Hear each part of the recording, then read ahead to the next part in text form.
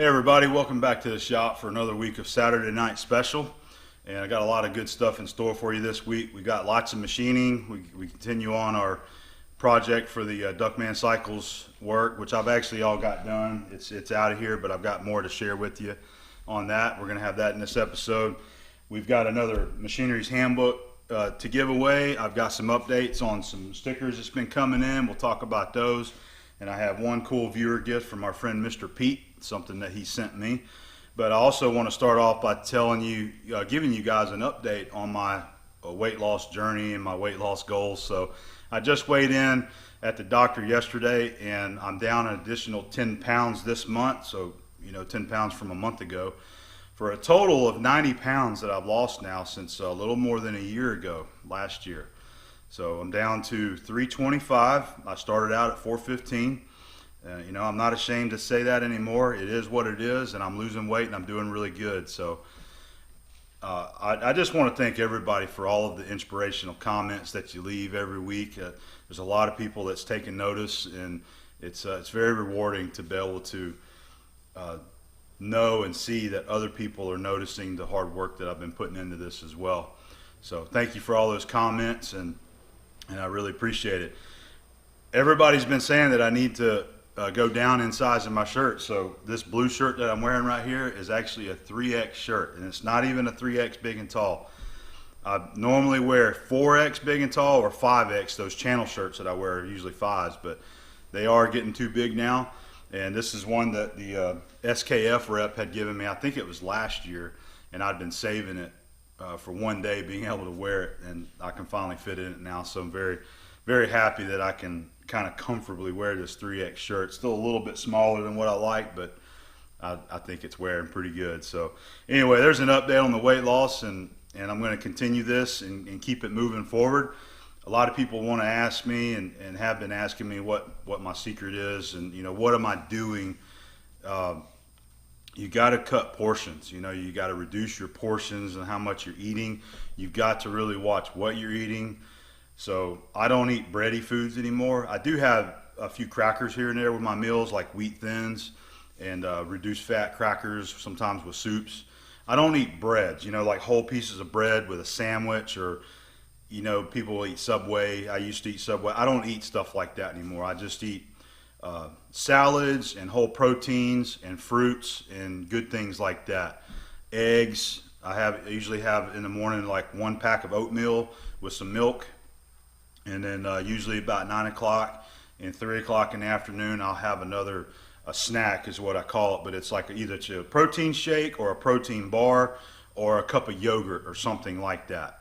So you got to reduce the sugars. That's what I do. I don't eat sugars anymore, except for the natural sugars that are in, say, like fruits and vegetables and things like that. But I try to keep my fruit intake like watermelon and grapes and apples and things like that. So that's the kind of sugars that I take in. So you gotta reduce your portions, eat a smaller amount, reduce your calorie intake, and reduce fatty foods, fried foods and sugary foods like ice cream and candy bars and candy. You got to cut all that stuff out, and that's what I do. When I drink coffee, I have decaf coffee, straight black, no cream, sugar, nothing like that. I've been doing that for a long time anyway, but things like that. So for those that's just asking, that I'm just telling you some of the things that I'm doing. I'm not saying that what I'm doing is the perfect way to do it, but you see that it's working for me. It's working really well. All right. I've cut my appetite, my stomach has shrunk, and I'm doing really well now. All right. So I just want to give you guys an update on that. So we're going to be doing another handbook giveaway this week. I want to go ahead and get to that. As I had mentioned last week and how we did it, I'm trying to speed this process up, and I've already pre-picked a winner. I've got some screenshots to share with you of picking the actual number for the spreadsheet winner. We're going to go ahead and mention who sent this book in for this week, though. And so this book was donated by Michael McCabe of Air Support. There's a shot of his card. Michael McCabe, airsupport.com. He says that he does event management, planning, and production. So He's got this 22nd edition Machinery's Handbook that we're going to give away. Alrighty. So this week, the update on the entries.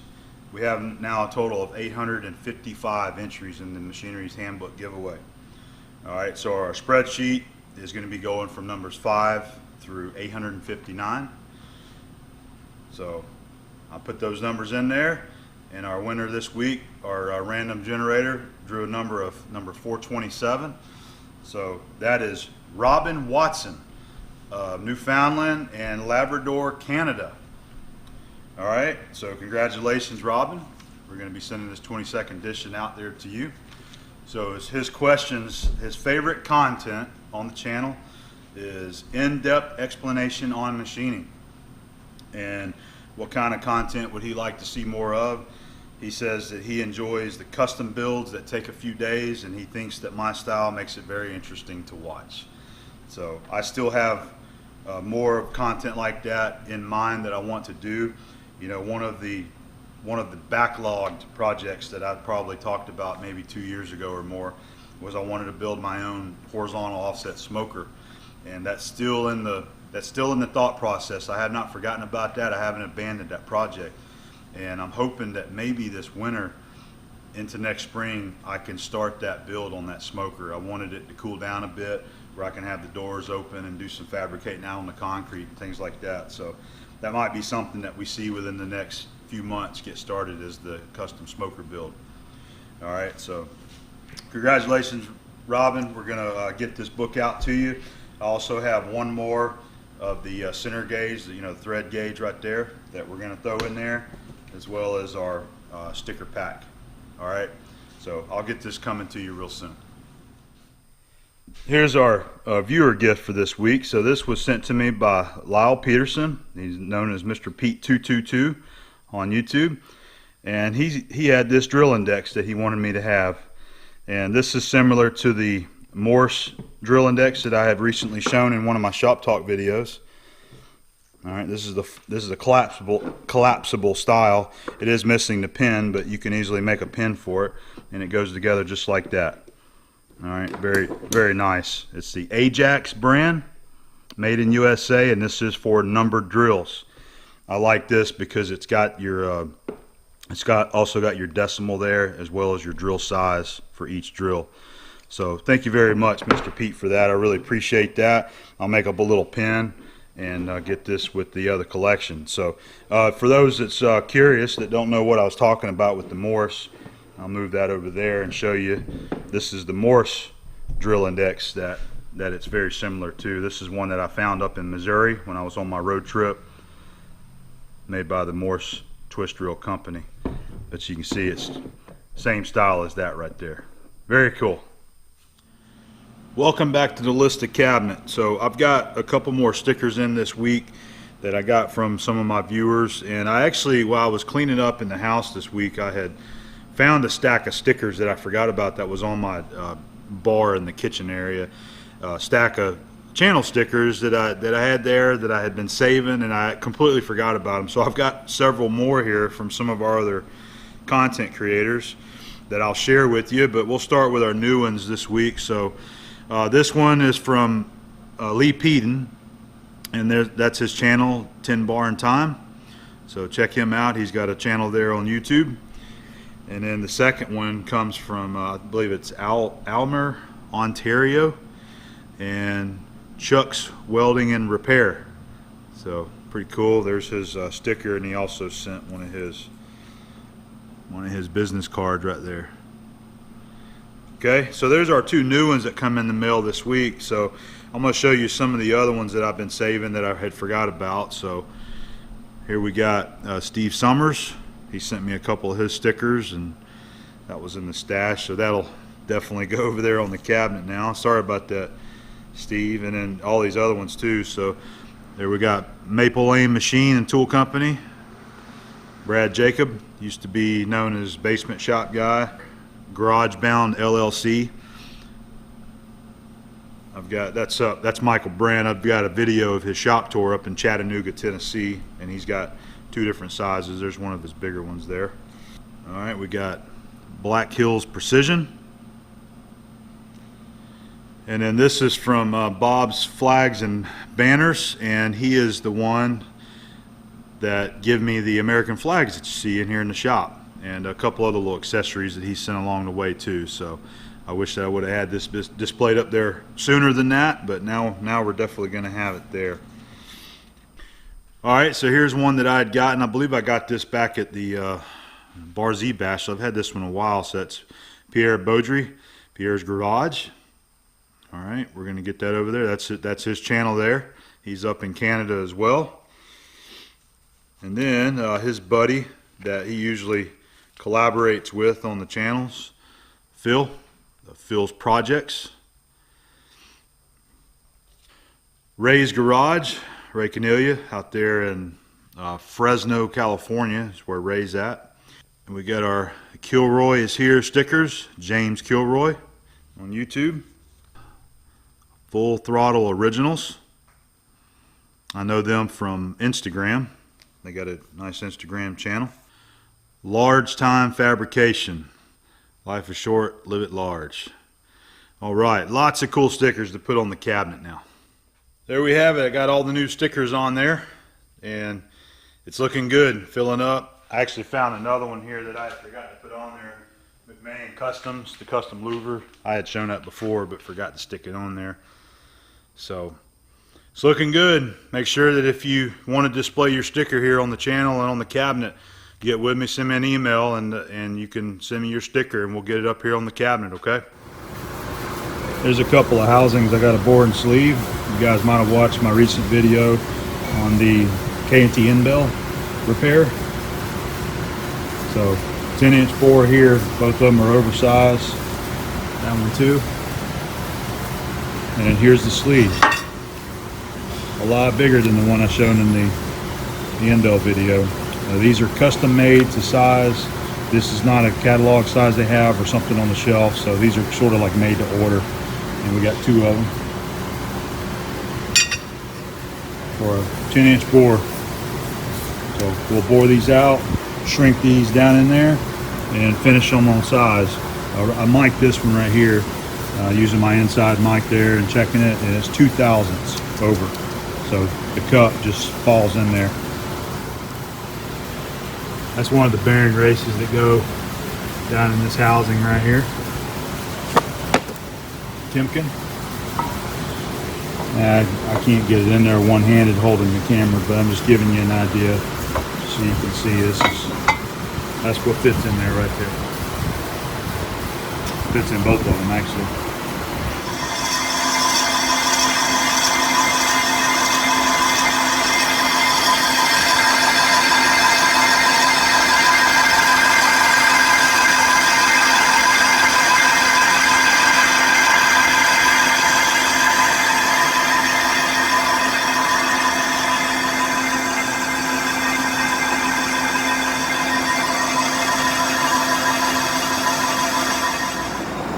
We just got this one froze in there. It's warming up now.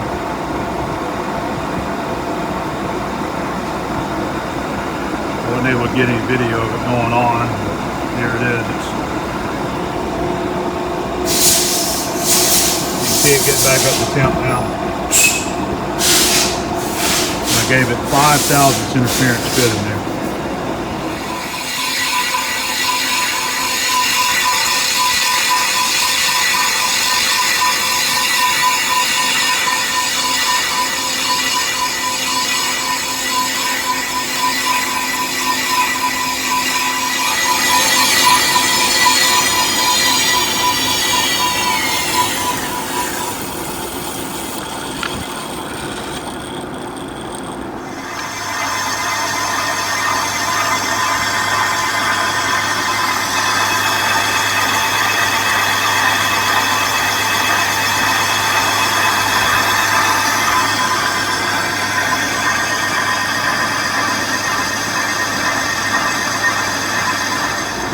Alright, I got the first one finished out.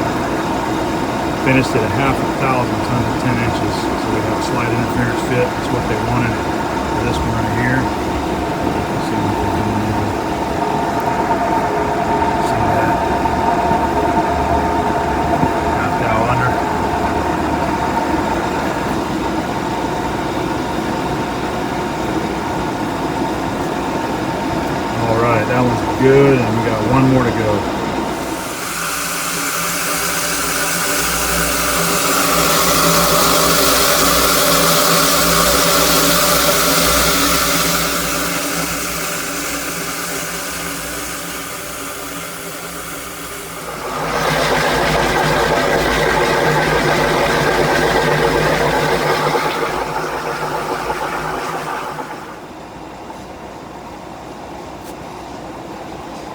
it's in there. See if I can hold it.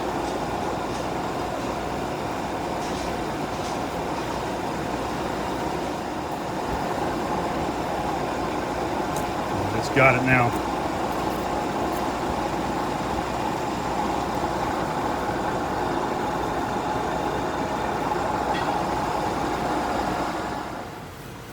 Okay, that was our second bearing housing. We got both of them sleeved now. This one here, we're going to have to set up in the mill. You see it's got some oiling holes there on each side. So we're going to set it up and mill out this hole, open that hole up there. So here's the bearing plate that I got to put the holes in. We got the first one done. Used the 1-inch roughing in mill. We got that hole popped through there. And remember me showing you my big clamps on SNS? Well, here's some of the big boys that I have at work here. These are 10-inch. And as I said, they're great for setups on things like this in the mill, or the boring mill, or any machine really. Holding things to angle plates work great for that.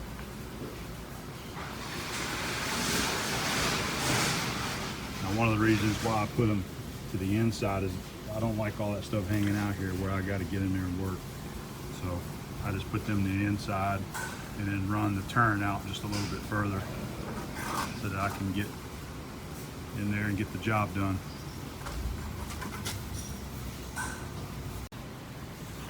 All right, there it is. We got this one done. Both those holes milled in there, and then we've got it deburred. I used my Noga tool here that you use to get to the inside. Use this tool there to go around and scrape that edge. Either way, works really good. I love that little Noga tool right there. All right, so both of these guys are done. We're going to go ahead and start making the sleeves for the larger bearing right here. All right, so where we fit on our spindle, we've got a 29mm journal there, and then the ID of the bearing is 35mm. So I'll actually use a telescope gauge and a mic to figure out where exactly that size is at. And then what I'm shooting for is no more than 1/1000th press fit inside this. I'm shooting for 1/2 to 1/1000 press fit, and I'm also trying to give this fit right here 1/1000th clearance here so it'll slide on. So I'm trying to shoot for that 1/2 you know, once I press this in, we still got maybe about a 1/2 slip fit on that. But I'm going to end up making a sleeve that hopefully will have a nice, this radius right here on the OD of the sleeve. And then once it's pressed on there, it's just going to kind of match up to this radius right there. And then still allow this face of the bearing right there, that'll be the face of the sleeve as well, to shoulder out right up here on this spindle, right there on that shoulder there. All right, so I found a piece, I found another piece of some stress-proof bar stock right here. This is 1.5 inches, and I'm just going to chuck this piece up right here and make my sleeves out of that. This is some good machining stuff, and it's some good material for things like that. That's what I use to make these sleeves right here. It's free machining, so it's real nice to cut. I want to use this drill bit to drill the hole down the center. This is an 1 1/16 drill. I don't like that grind. This is not my grind, so I'm going to go ahead and grind it up. It's got some bad edges anyway. Use this gauge right here to get the right angle.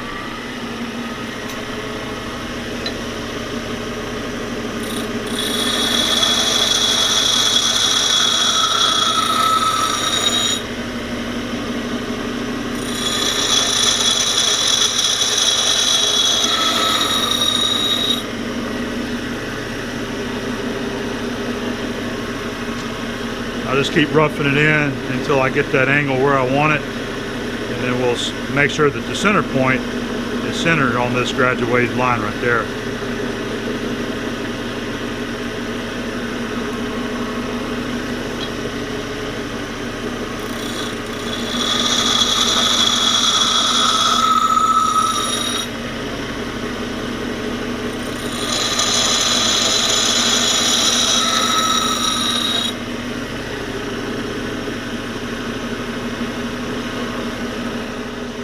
Got it roughed in very close, so now I'm going to go ahead and finish it up on the fine wheel over on that side there.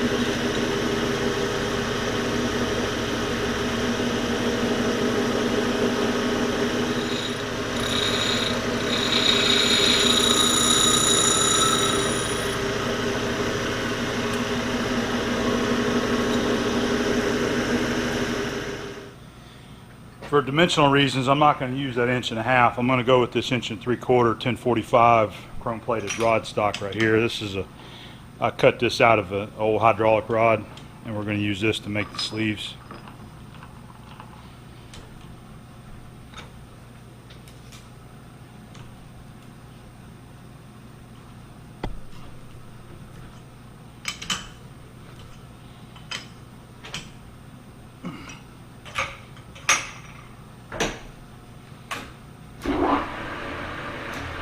All right, I'll give that a face cut and we'll start drilling. I got it faced and we got a pilot hole, so let's go ahead and see how our drill did.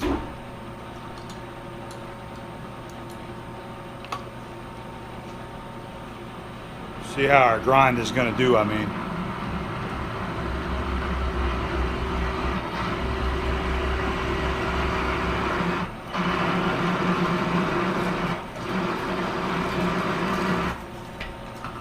Get the chip on both sides there. Let's see what it measures out at.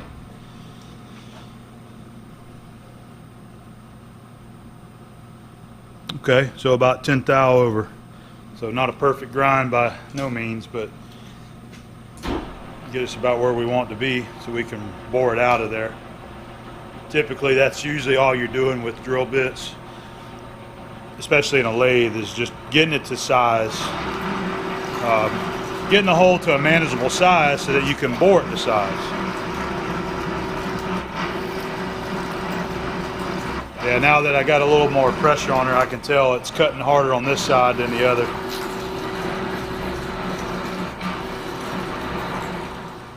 All right, we're going to start getting this thing bored to size. I've got my dimensions written down here.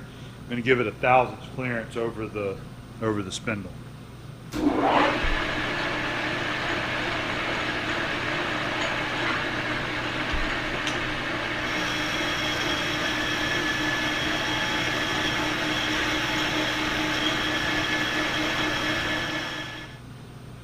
Use my telescope gauge right here to get my measurement.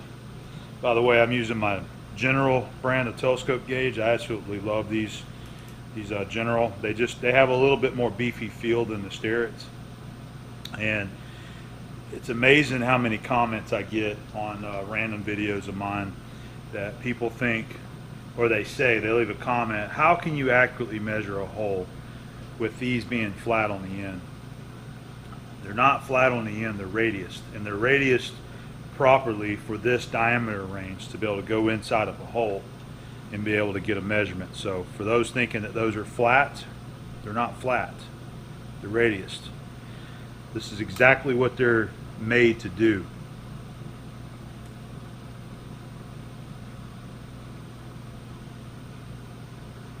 Should have somewhere around 20 thousandths to bring out of this thing. We're going to be taking it to 1.142. I'm right at 115 right now. All right, this is going to be our final cut. So let's get another measurement here.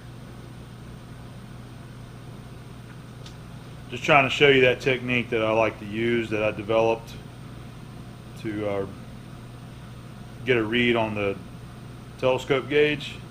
Right now I'm at 130, so I've got about 12 thousandths.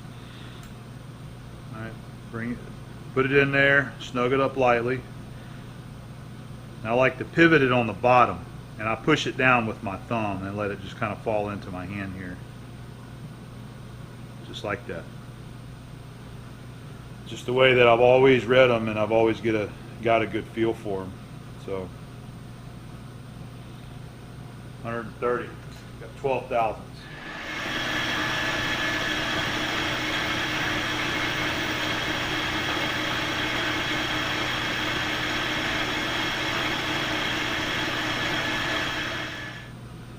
Looks like I hit it right where I wanted it. Maybe 2 to 3/10 over. 42, 3/10. 142 and 3/10. Bores are good, so we'll move on to the OD now.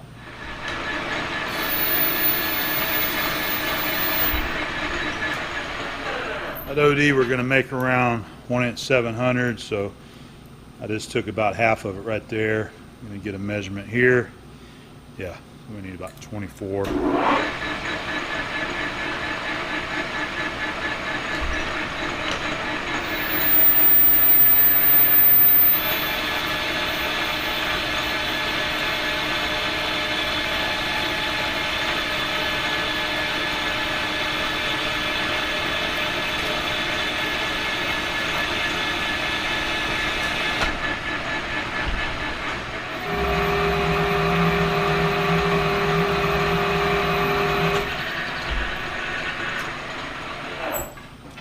.379 is going to be the diameter that presses into the bearing. Yep, so we got a little less than 200 right there.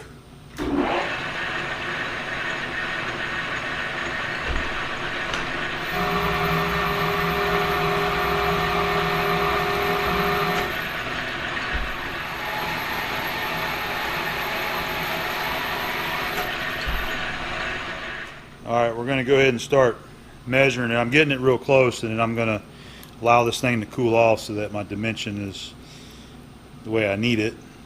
But we're going to get it close though. 424.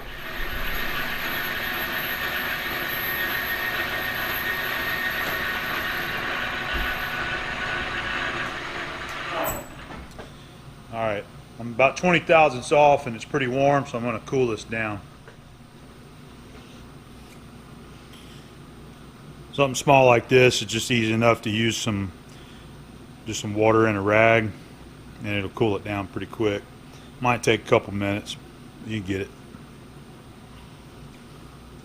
Just kind of squeeze it around there to kind of let that water capture in there. And it's got it cooled right on down. This will be our finished cut here. We're going to be finishing the OD, and then we're going to cut a radius there in that shoulder. I was shooting for 1 379, and it looks like that's exactly what I got. All right, so next step, I need to find or grind up a radius tool, and I need to put a 3/16 radius right here, and that's what is going to match up to the back of this bearing right there. Once it's pressed in there, it'll just kind of be flush with the back of the bearing race here. There's the radius gauge I'm using, and then I found a tool bit that matches up perfect. This is an old Simmons, and got a nice match there on the radius. So we're going to use this to go in there and cut that corner radius just like I need.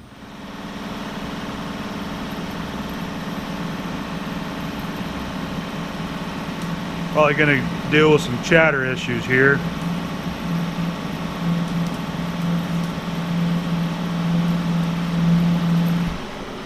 As you can hear, get my tool, my zero set here.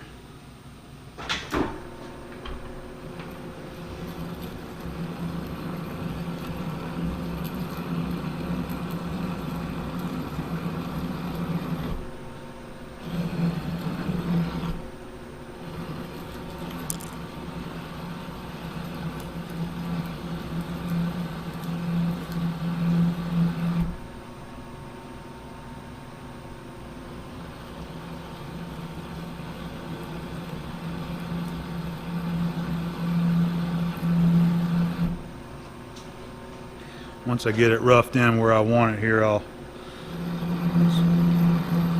about like that. We're going to slow it down and see if the slowest feed will allow me to get the radius cut the way I want. That's 30 RPM.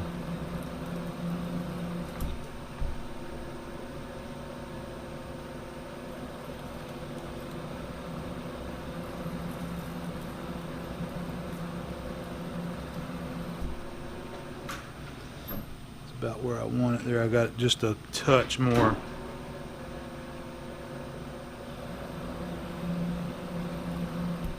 Trying to stay out of the full radius so it doesn't chatter like hell.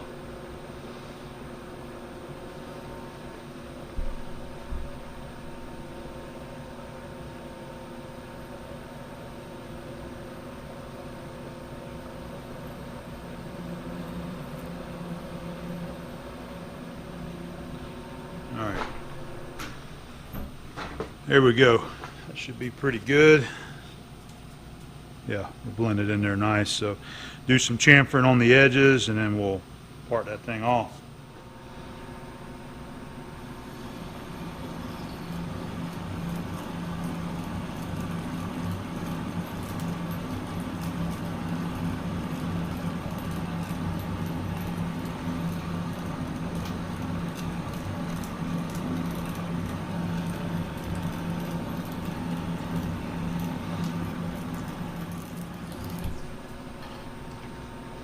Go ahead and get rid of that sharp edge there.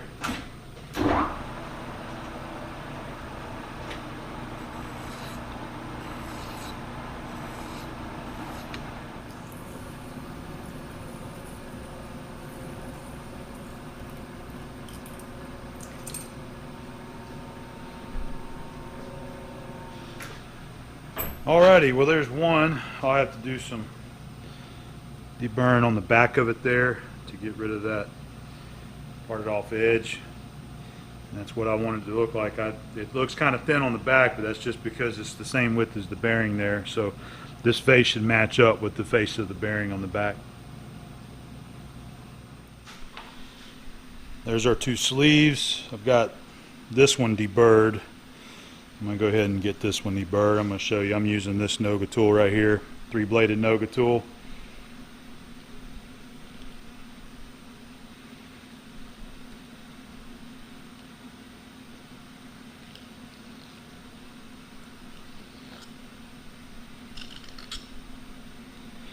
Alright, so there it is, fitting our spindle. It actually goes this way, and I'm going to have to make another mod. Let's go ahead and try this one here. Alright, fitting on there just like they should. About 1,000th clearance.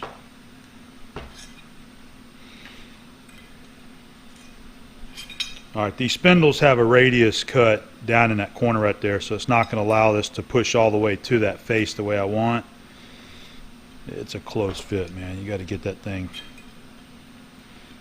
just like that. Okay, so we're going to go back to the 6 jaw, chuck it up right here, and I'm going to cut a chamfer on that side right there so that it will clear the radius in the spindle. Clean the chuck off real good. Let's see if I can get these things squared up. That 6 jaw should make easy work of this.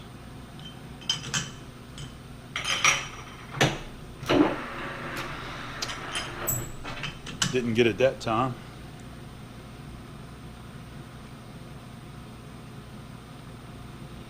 Make sure I'm not on the radius. I guess I can come down a little bit more. Yeah, got it that time.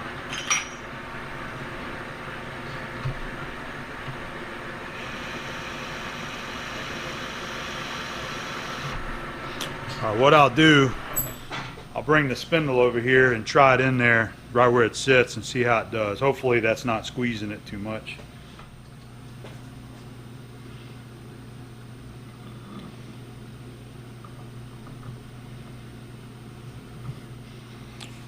Yeah, I think I got it. That looks pretty good. Okay. All right, One down, one to go.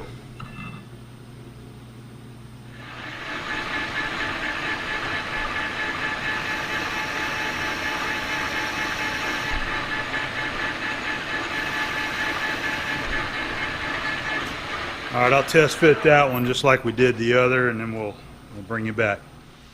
All right, let's go ahead and get these pressed in there.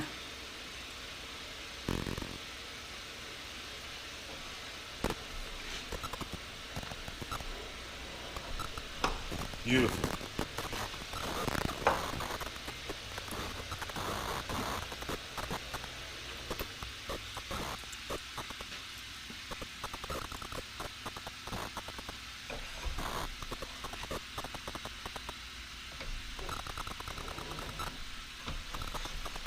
Nice fit right there.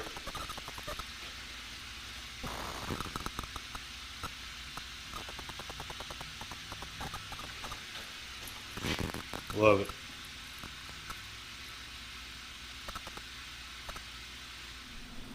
All right, there's our bearings, and I'm real happy with the way they turned out. I mean, they are just perfectly lined up with the back of that bearing. I was trying to make it look just seamless on the back, although you can tell where the sleeve and the bearing is. They're on the same width there, so got a good fit, good slide-on fit. That's not loose, but it's a slide-on fit, and it's going up against the shoulder right there. Very cool.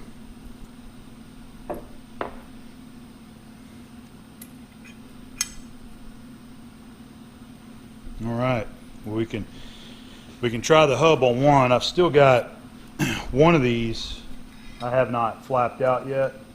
All right, so it's going to be that one, or it might be just this shaft. Let's see. No. All right, so this one here, I need to go ahead and flap the inside of that one a little bit.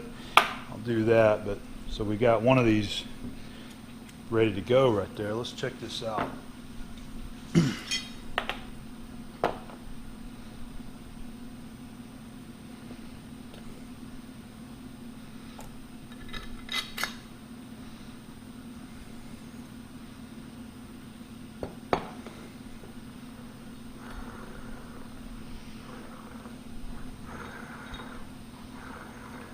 Great sounding bearings, Glenn.